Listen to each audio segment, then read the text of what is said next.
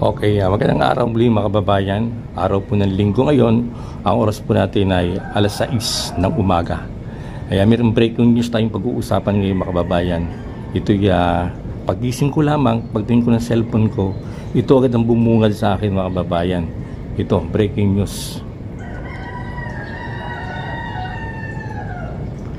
Yan, babasahin ko lang at sabi dito sa breaking news na ito, galing to sa 1TV Philippines mga kababayan. Sabi rito, another rigudon in the Senate. Senate Majority Leader Alan Peter Cayetano secures members of the Senate presidency. Yan, talagang kababayan, mukhang masisibak na itong si Senador Senador Tito Soto mga kababayan bilang isang Senate President. Ayan, matunog na yan Nung nakaraang mga linggo pa lang ay matunog na yan na maring sibakin itong si Senator Soto bilang isang Senate President. Kung natandaan po natin yung mayroong interview dito kay Senator Ping Lacson na winarningan niya nga itong si Tito Soto, wag masyadong magkumpiyansa, at wag siyang masyadong mapagmataas dito sa minorya na ito, kasi siyam nga ito, minorya na to na kung saan minamaliit ni Soto. Kaya sabi ni Ping Lacson, huwag masyadong maliitin yan at baka magkaroon nga ng rigudon, at palitan siya bilang Senate President. Ito na nga mga kababayan, nangyayari na nga, kasi natandaan natin masyadong nagtalo-talo na nga itong si Alan Peter Cayetano at saka si Marcoleta sa plenary, na kung saan question nga nito ni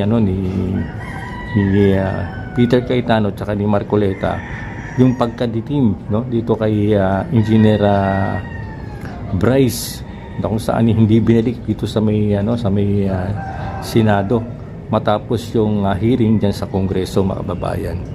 Kaya ngayon nagkatalo-talo sila, pero nagmataas nga ito si Soto at minaliit nga itong si Cayetano at saka si Marcoleta.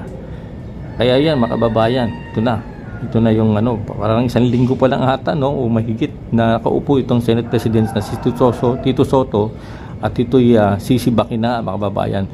Ito bago pa lang to mga kababayan, mainit-init na balita pa lang to, pero maring mamaya ay may balita na to kasi araw ng linggo ngayon, maring walang pasok ang Senado ngayon. Sa Lunes ay sigurado mga kababayan ay mababanggit na to, at mapag-uusapan na to sa may loob mismo ng Senado. Pero sabi nga sa balitang ito, meron ng sapat na bilang ang mga mayorya para nga palitan itong si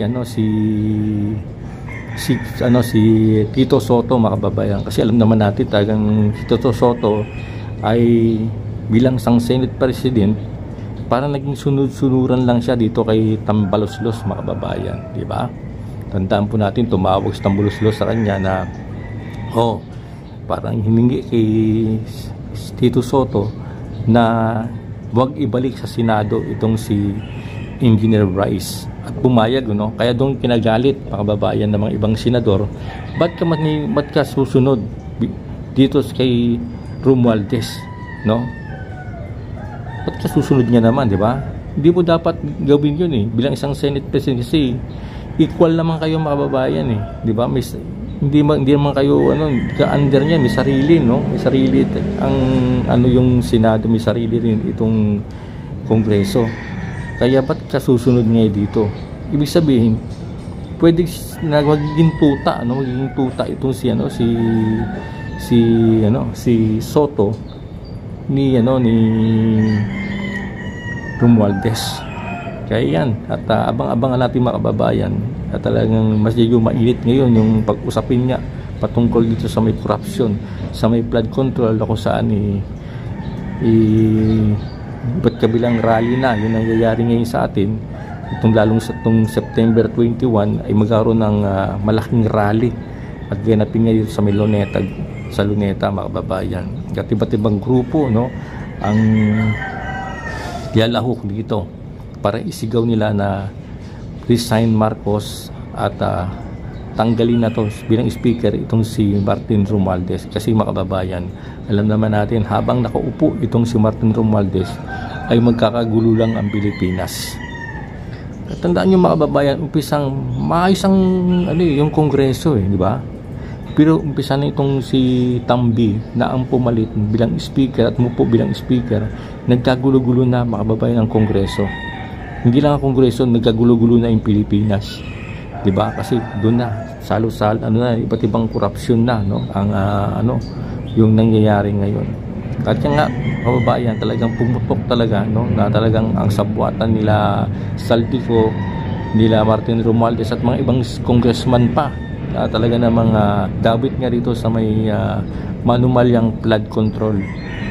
Kaya ito talagang nagsisigaw na yung mga tao sa kalye at diyan natin kung magagaya yung Pilipinas dito sa Nepal at saka sa Indonesia, na kung saan talagang galit na galit yung mga Indonesia at saka yung Nepal, na kung saan talaga yung mga politiko ay talagang sinaktan na nila, sinunog na nila yung mga ari-arian, sinunog nila yung mga sasakyan, talagang nagkagulo na. Yan, di alam kung ang sa Pilipinas ay mangyari ito. Kasi iba-iba makababayan ng mga nagrarally ngayon, iba-ibang kanilang mga sinisigaw, may sinisigaw ng resign Marcos in Tambaluslos. Meron namang sumisigaw na panagutin ang Duterte, Parang walang solid na pagkakaisa ang bawat nagrarally, kanya-kanya, Parang hindi pwedeng mangyari na lahat sama-sama sana isang pinaglalaban para talaga patalasikin itong si Martin Romualdez sa panagutin ito sa kanyang ginawang pagnanakaw mga kababayan. Ay ayan, at sa ngayon mga kababayan siguro talagang delikado na si Senator Soto, talagang maaaring masibak na to. Hindi to fake news mga kababayan 2 hours pa lang 2 hours pa lang siyang pinost nito ng 1TV Philippines itong breaking news na ito mga kababayan, na kung saan talagang another gudon in the Senate. Ayan, panibagong panibagong liderato na naman to dito sa Senate mga kababayan. Kaya abangan natin to mga kababayan, kasi sa akin ay good news ito, good news ito sa akin. Ewan ko lang sa iba kung good news to, pero sa akin good news to, kasi nakita ko mga kababayan yung mga galawan dito ni Soto, ay talagang hindi naging karapat-dapat na maging Senate President, kasi parang meron siyang pinapaboran, at bilang isang Senate President dapat presidente ka ng Senado, ng buong senador. Ang nangyayari kasi ito mga minorya mga kababayan, minority ay minamaliit nga ito ni Soto, dapat kung ano man ang bilang Senate President ka, dapat nakatayo ka sa isang layunin, kung saan ang lahat ng senador dyan ay pinakikinggan mo mga kababayan. Kaso nga medyo nagmamataas pa to si Soto at galit na galit itong mga minorya na ito. Siguro nakakuha sila ng panibagong bilang nila, kasi 13 lang naman ang kailangan mga kababayan para kasi 24 sila, diba? 24 sila bilang senador, o 13 lang ang bilang mo para mapalitan mo isang Senate President. Isyam na yung majority, diba? Isyam na sila. Di ang kulang na lang nila is 4. Pwedeng makakuha sila ng 4 na yan para mapalitan nila yung bagong Senate President si Soto. Tingin ko dyan si Villar, magkapatid na Villar, tsaka si JB Resito, isa na yan. Si Pia Cayetano, si Pia, pwedeng makuha ni kapatid ni Peter yan o di 4 na. Kung makuha yung 4 yan, di 30 na sila, pasok na. Pwedeng masibak na to si Soto mga kababayan, di ba? Kaya kung mangyari ito ay talagang iyak na naman itong mga sila Rizang Peveros, iyak na naman itong mga tulupo na to. At maganda mga kababayan, pag si Alan na ang muli ang panibagong Senate President, ay maibalik itong si Senador Marcoleta bilang Blue Ribbon Committee, chairman. Kababayan, ayan, at ito kababayan, tatabang-abangan natin sa mga susunod na araw, o baka mamaya lang ay magpanibagong labas na news, balita na breaking news na ito nga si Soto ay masisibak na. Pero kung di man ngayon, ay siguradong sa Lunes ay mismo magagaling na sa Senado, yung usapin patungkol dito mga kababayan. Ayan, at hanggang dito na lang muna ang ating breaking news ngayon mga kababayan. At kung bago na kayo sa aking channel, please like and subscribe para maging updated kayo sa mga bagong video mga kababayan. Bye bye po and God bless.